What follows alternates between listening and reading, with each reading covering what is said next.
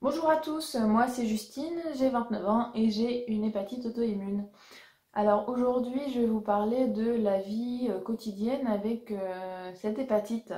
Je vais vous parler strictement de mon cas, c'est-à-dire que moi on l'a découvert suite à une inflammation assez importante de mon foie où j'ai fait une jaunisse assez fulgurante. Euh, Suite à ça, mon foie n'a pas eu particulièrement de séquelles. J'ai un foie actuellement qui est en bonne santé, qui, qui va plutôt bien, hormis cette maladie. Donc je précise que je suis juste une patiente de l'hépatite auto-immune et je vous partage mon expérience, mon vécu vis-à-vis de ça pour essayer de vous aider et en aucun cas je suis un médecin et en aucun cas je remplacerai votre médecin. Je n'ai pas d'autres maladies affiliées et cette hépatite a été découverte assez de bonne heure puisque, comme je vous disais, mon foie n'est pas trop touché. Alors, comment on vit avec une hépatite auto-immune? Eh ben, j'ai envie de vous dire que globalement, on vit bien. C'est-à-dire que, à part de la fatigue qui peut venir plus rapidement qu'une personne qui n'a pas cette maladie, on vit globalement bien. Ça ne nous empêche pas de marcher, ça ne nous empêche pas de faire du sport, ça ne nous empêche pas de faire ce dont on a envie. Il n'y a pas de douleur particulière, hormis si vous avez une maladie affiliée qui peut vous créer des douleurs, l'hépatite auto-immune. À part quelques maux d'estomac que j'ai pu avoir qui annonçaient une rechute, j'ai eu vraiment aucun autre symptôme douloureux. C'est plutôt, pour moi, c'est plutôt l'aspect psychologique qui prime. Faut savoir que je suis quelqu'un d'assez optimiste. La première fois que je suis tombée malade, je me suis dit, ah ok, ça peut être chronique, mais bon, moi je pense que ça sera pas chronique, c'est juste une fois, je vais faire mon traitement à la cortisone, et puis après, je serai tranquille, ça reviendra pas. Manque de peau, 4 ans et demi plus tard, je fais une rechute. Là, je me suis dit, bon, ok, du coup, chez moi, c'est chronique, il va falloir que je fasse un petit peu attention. Mais bon, ça va aller. Je connais le traitement, une fois fini, ça sera bon, je vais être tranquille pendant un moment, et puis voilà. Encore une fois, manque de peau 1 an plus tard, c'est-à-dire aujourd'hui, j'ai fait une rechute. Donc pas comme les fois précédentes où mes prises de sang pétaient les scores, où j'avais une jaunisse. Là, c'est une petite rechute. Donc j'ai vu avec mon gastroentérologue les résultats de mes prises de sang qui étaient pas terribles. Et du coup, elle m'a confirmé que c'était bien une rechute et que le traitement que j'ai, donc c'était juste 150 mg d'Immurel par jour, ne suffisait pas à gérer du coup l'hépatite auto-immune. Qu'en fait, la cortisone, puisque je l'ai arrêtée au mois de décembre, ne fait plus effet. Du coup, tout mon corps a éliminé cette cortisone que je prenais. Et donc, l'Immurel ne suffit pas. Lors de mon rendez-vous avec la gastro-entérologue, j'avais pas envie que ce soit l'hépatite qui revienne. Franchement, je lui ai posé toutes les questions possibles et imaginables pour savoir si c'était pas à cause du sport, si c'était pas à cause du fait que j'ai fait un rééquilibrage alimentaire, de toutes ces petites choses-là qui auraient pu avoir une incidence. Et à chaque fois, elle m'a dit, mais non, non, non, c'est bien l'hépatite qui revient. Donc voilà, sortir de ce rendez-vous-là, savoir que j'allais avoir un traitement complémentaire, ça m'a franchement remis un coup puisque entre la première fois où on a découvert la maladie et la deuxième fois où j'ai fait une rechute, il s'est passé 4 ans et demi.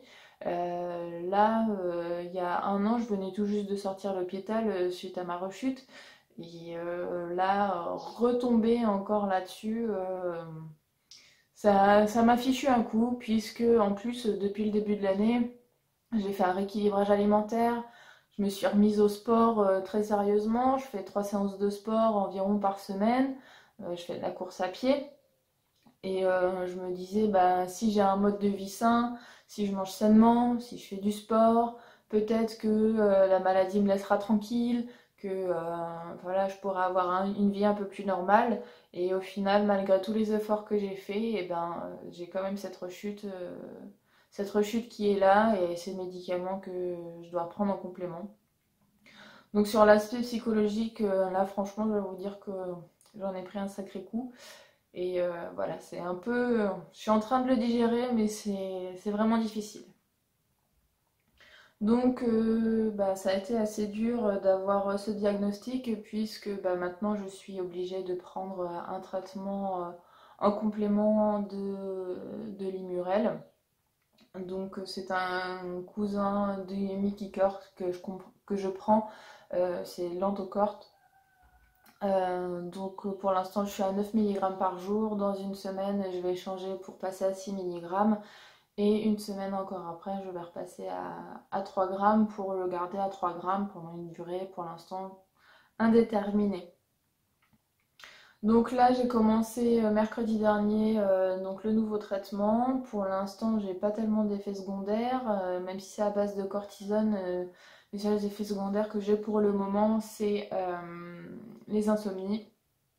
Je dors beaucoup moins bien qu'avant.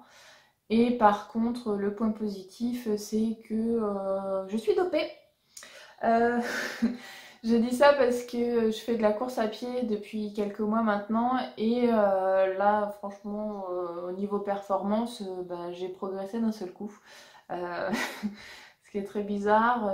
Mais en même temps, eh ben, ça met un petit peu de baume au cœur puisque bah, maintenant j'arrive à faire quelque chose d'un peu mieux puisque c'était assez vu que j'étais fatiguée c'était assez difficile d'avoir des perfs on va dire au niveau du sport. Donc principalement ce que j'ai à vous dire sur la vie avec une hépatite auto-immune c'est que c'est assez difficile de gérer la fatigue. Parce que la fatigue, elle est quotidienne et peu importe ce qu'on fait, on va être fatigué beaucoup plus vite que quelqu'un qui n'a pas de maladie particulière. Moi, personnellement, sur l'aspect psychologique, c'est que dès que je me sens vraiment fatiguée, j'ai peur de faire une rechute. Et que du coup, ça soit pas juste une fatigue passagère parce que j'ai fait telle ou telle activité.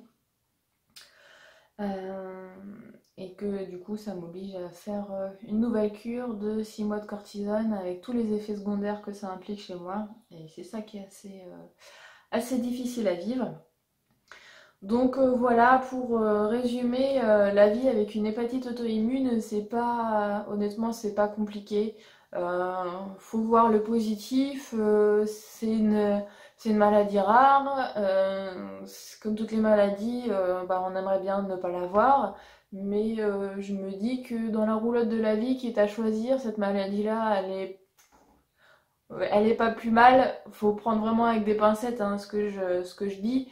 Mais je me dis que ça pourrait être pire, que je pourrais être en fauteuil roulant, que je pourrais être dans un lit d'hôpital, ne plus bouger. Là, franchement, je peux vivre ma vie totalement normalement. Et du coup, bah, si vous venez de découvrir que vous avez une hépatite auto-immune qui est à peu près au même stade que moi, bah écoutez, c'est pas très grave au final, on s'en sort très bien dans la vie avec ça, c'est juste une petite épreuve et on peut y faire face très facilement. Pour moi, maintenant, bah, j'ai qu'une peur que le nouveau traitement que je suis en train de tester actuellement ne fasse pas effet et que je sois obligée de reprendre de la cortisone, même si le traitement que je prends actuellement, il y a de la cortisone aussi dedans. Mais pour l'instant, j'ai pas de. Ça va faire une semaine que je prends ce médicament-là et j'ai pas d'effet secondaire significatif à part le fait que ça m'empêche un petit peu de dormir. L'hépatite auto-immune, c'est vivre avec pas mal de fatigue et qu'il faut savoir gérer, bien se reposer dès qu'on peut, bien se reposer.